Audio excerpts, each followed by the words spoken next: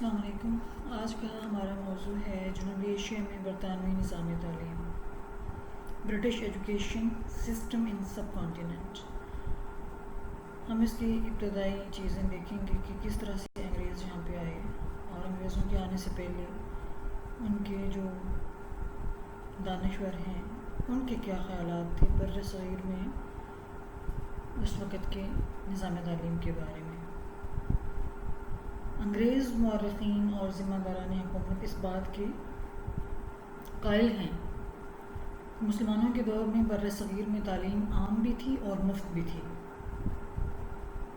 معیار تعلیم بہت بلند تھا اور تعلیمی سہولتیں سب کے لیے میسر تھیں۔ سر تھامس منرو نے اپنی رپورٹ 25 جون 1822 میں، جو کہ برصغیر کے نظام تعلیم کے بارے میں پہلی اہم دستاویز ہے، اس نے اعتراف کیا ہے کہ مدراس کے صوبے میں ہر 500 افراد کی آبادی میں ایک اسکول موجود تھا اور آبادی کے 1/3 لوگوں کو اسکولوں کی سہولت دستیاب تھی۔ ممبئی میں تعلیم کی وسعت کے بارے میں R.V. پرولیکر وہ کہتا ہے کہ ہندوستان میں پڑھے لکھے لوگوں کا تناسب اتنا ہی ہے جتنا یورپی ممالک میں ہے۔ اب ان دونوں چیزوں سے ظاہر ہوتا ہے کہ برصغیر کے نظام تعلیم میں تعلیم کی سہولتیں مناسب تعداد میں موجود تھیں اور پڑھے لکھے لوگوں کی ایک مناسب تعداد موجود تھی۔ صوبہ بنگال اور بہار کی تعلیمی حالت کے متعلق سب سے زیادہ مفصل رپورٹ ایک عیسائی مبلغ مشنری ولیم ایڈمز نے تیار کی۔ رپورٹ کے مطابق انگریزی حکومت کے آغاز کے وقت صوبہ بنگال اور بہار میں 5 سے 10 سال کی عمر کے بچوں کے لیے 1 لاکھ اسکول موجود تھے، جن میں پڑھنے لکھنے اور ابتدائی حساب کی تعلیم دی جاتی تھی۔ پنجاب کے متعلق مسٹر آرنلڈ اپنی رپورٹ میں لکھتے ہیں کہ تعلیم یہاں عام ہے، مسلمان، ہندو اور سکھ سب تعلیم حاصل کرتے ہیں، البتہ اساتذہ سب مسلمان ہیں۔ بیشتر اساتذہ بغیر کسی معاوضہ کی تعلیم دیتے ہیں، کیونکہ اسلام میں بھی تعلیم جو ہے اس کا درجہ بہت بلند ہے۔ حدیث ہے کہ یا تو سکھانے والے بن جاؤ یا سیکھنے والے۔ تو مسلمانوں نے انہی چیزوں کو اپنے سامنے رکھا اور ان کا علم سے جو شغف تھا اس بنا پر انہوں نے علم کو حاصل کرنا اور علم تقسیم کرنا اپنی زندگی کا ایک بنیادی وصف بنا لیا ہوا تھا۔ اور مسلمانوں نے جتنے بھی مدارس قائم کیے ہوئے تھے یہ اوقاف کی آمدنی سے چل رہے تھے۔ لڑکیوں کے لیے الگ سے اسکول قائم تھے۔ سر ولیم ہنٹر اس نے لکھا ہے ہندوستانی مسلمانوں کے متعلق کہ ملک پر ہمارے قبضہ سے پہلے مسلمان نہ صرف سیاسی اعتبار سے بلکہ علمی اعتبار سے ہندوستان میں ایک بہت بڑی قوت تھے۔ ان کا نظام تعلیم اعلیٰ درجہ کی ذہنی تربیت دیتا تھا اور یہ ہندوستان کے دیگر تعلیمی نظاموں سے بہت سارے پہلوؤں سے بہتر تھا۔ ان مختلف رپورٹ سے یہ اندازہ لگانا مشکل نہیں ہے کہ انگریزوں نے جس وقت برصغیر پاک و ہند پر قبضہ کیا اس وقت مسلم نظام تعلیم اپنے عروج پر تھا۔ کوئی گاؤں ایسا نہیں تھا جہاں کوئی تعلیمی ادارہ موجود نہ ہو۔ انگریز برصغیر پاک و ہند میں تجارت کی غرض سے آئے تھے اور بالآخر اس ملک کے حکمران بن گئے۔ ایسٹ انڈیا کمپنی نے تجارت سے زیادہ ایک نمایاں سیاسی حیثیت اپنی بنا لی تھی۔ 1757 میں جنگ پلاسی کے بعد یہ ایک حکمران طاقت بن کر ابھری۔ 1765 میں مغل حکمران شاہ عالم نے بنگال، بہار اور اڑیسہ کا انتظام انگریزوں کے حوالے کر دیا۔ اب جہاں پہ ایسے حکمران ہوں گے وہاں پہ کسی بیرونی طاقت کا آنا کچھ خاص مشکل نہیں تھا۔ یہیں سے برصغیر پاک و ہند میں انگریزوں کی سیاسی اور تعلیمی حکمت عملی کا آغاز ہوتا ہے۔ کمپنی کی حکومت 1857 تک قائم رہی۔ بعد ازاں 1858 میں حکومت برطانیہ نے برصغیر کے تمام معاملات کا انتظام اپنے ہاتھ میں لے لیا۔ برصغیر پاک و ہند میں برطانوی حکمرانی 1947 تک قائم رہی۔ اگر 1757 سے لے کر 1947 تک کے تمام ادوار کا جائزہ لیا جائے تو سب سے اہم بات جو محسوس ہوتی ہے وہ یہ ہے کہ کمپنی اور برطانوی حکومت کے ادوار میں تعلیمی نقطہ نظر سے کوئی فرق نہیں تھا، یعنی کمپنی کی پالیسی اور برطانوی حکومت کی پالیسی تعلیم کے بارے میں ایک ہی تھی، اور ان کی پالیسیوں میں ایک تسلسل تھا۔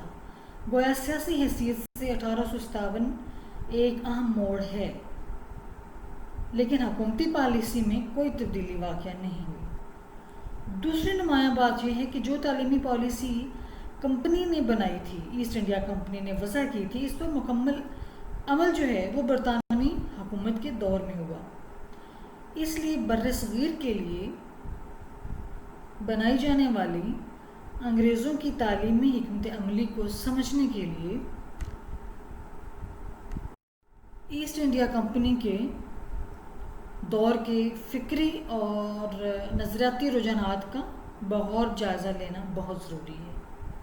اب ہم دیکھتے ہیں کہ ایسٹ انڈیا کمپنی کا آغاز کس طرح سے ہوا۔ سیاسی حیثیت سے یہ دور کشمکش، تصادم اور کمپنی کے غلبہ کا دور ہے۔ 1757 میں جنگ پلاسی میں کامیابی اور بنگال پر قبضہ کے بعد ایسٹ انڈیا کمپنی کا راج اور اس کا پھیلاؤ مسلسل وسعت پذیر تھا، اور یہ کمپنی پورے ملک پر قابض ہوتی ہوئی دکھائی دے رہی تھی۔ اس لیے کمپنی نے برصغیر پاک و ہند کے لوگوں کو ذہنی تبدیلی کے لیے خصوصی طور پر تعلیم کے بارے میں دور رس حکمت عملی تیار کرنے کو اپنی اولین ترجیح بنا لیا، کیونکہ انہیں علم تھا کہ فوجی غلبہ ایک دن ختم ہو جائے گا، لیکن ذہنی غلامی صدیوں تک قائم رہے گی، جو کہ صرف تعلیم ہی کے ذریعے ممکن ہے۔ اور انگریزوں نے جو چال چلی اس میں وہ انتہائی کامیاب رہے، اور اس کے اثرات میں آج بھی ہم مبتلا ہیں۔ اگرچہ 1765 سے قبل ایسٹ انڈیا کمپنی کی سرگرمیاں زیادہ تر تجارت تک ہی محدود تھیں، لیکن اس دوران بھی کمپنی نے عیسائیت کی تبلیغ کے لیے بھرپور اور اہم اقدامات کیے۔ اس مقصد کے لیے مقامی لوگوں کو کمپنی کے اندر ملازمتیں دی گئیں، اور عیسائیت کی ایک منظم تبلیغ کا مشن شروع کیا گیا، اور کمپنی کے خرچ پر ان تمام ملازمین کو عیسائیت کی تعلیم دی گئی۔ 1698 میں کمپنی کے چارٹر کی تجدید کی گئی، یعنی اس کو از سر نو دیکھا گیا اور اس میں کوئی نئی شقیں شامل کی گئیں۔ اس وقت برطانوی پارلیمنٹ نے باقاعدہ طور پر ایک شق کی منظوری دی، جس کی روح سے کمپنی کے لیے یہ لازم قرار دے دیا گیا کہ وہ ہندوستان میں قائم اپنی تمام فیکٹریوں اور تجارتی جہازوں پر عیسائی مبلغین کا تقرر کرے گی، یعنی اپنے تمام کارخانوں میں اور جتنے بھی تجارتی جہاز وہاں جاتے ہیں تجارت کا سامان لے کر، ان میں جتنے بھی ملازمین ہیں وہ عیسائیت کا پرچار بھی کریں گے، اور اس میں عیسائی مشنری لازمی طور پر ان کا تقرر کیا جائے گا، اور پھر ملک کے اندر جہاں بھی ضرورت ہوگی حسب ضرورت عیسائیت کی تبلیغ کے لیے اسکول قائم کیے جائیں گے۔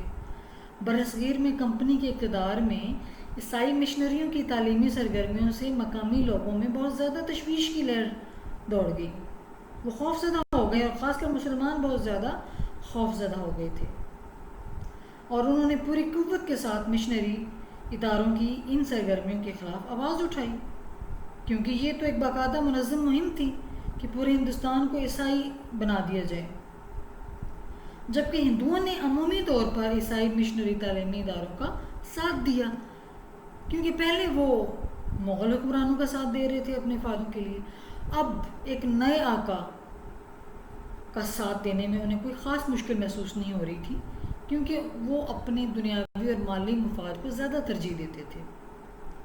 مسلمانوں کے احتجاج کا یہ اثر ہوا کہ کمپنی کو اپنی تعلیمی پالیسی تبدیل کرنا پڑی۔ پھر اس دور میں ہندوستان میں کمپنی کی تعلیمی پالیسی کا بانی چارلس گرانٹ، وہ ایسٹ انڈیا کمپنی کا ایک ملازم تھا۔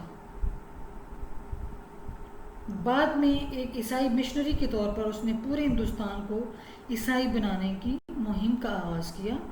اس نے ہندوستان کی تعلیمی اور اخلاقی حالت کو پست قرار دیا اور کہا کہ یہاں کے لوگ جہالت کا مرکہ ہیں، یعنی جہالت کا منبع ہیں، ان کو کچھ تہذیب اور علم ان کے پاس نہیں ہے، اور برطانوی حکومت کو ہندوستانیوں کی تعلیم کی ذمہ داری قبول کرنے کا مشورہ دیا تاکہ انہیں مغربی علوم کے ساتھ ساتھ عیسائیت کی تعلیم بھی دی جا سکے۔ اس مقصد کے لیے انگریزی زبان کو ذریعہ تعلیم بنانے کے ساتھ ساتھ انگریزی زبان و ادب کو یعنی لٹریچر کو بھی نصاب میں شامل کرنے کا کہا گیا، اور یہی وہ چال تھی جو انگریز نے چلی اور جس نے اتنا مضبوط شکنجہ قائم کیا ذہنی غلامی کا کہ جس کو آج تک ہم توڑ نہیں سکے۔ 1813 کے بعد سے 1947 تک برطانوی تعلیمی پالیسی میں چارلس گرانٹ کے تصورات کو بنیادی حیثیت حاصل ہے، اور ان کی اس سوچ کی عکاسی ان کے ہر اقدام میں نظر آتی ہے، جو سوچ وہ یہاں کے برصغیر کے لوگوں کے لیے رکھتے تھے، اور خاص کر مسلمانوں کے بارے میں جو وہ تعلیمی نظام وضع کرنا چاہتے تھے۔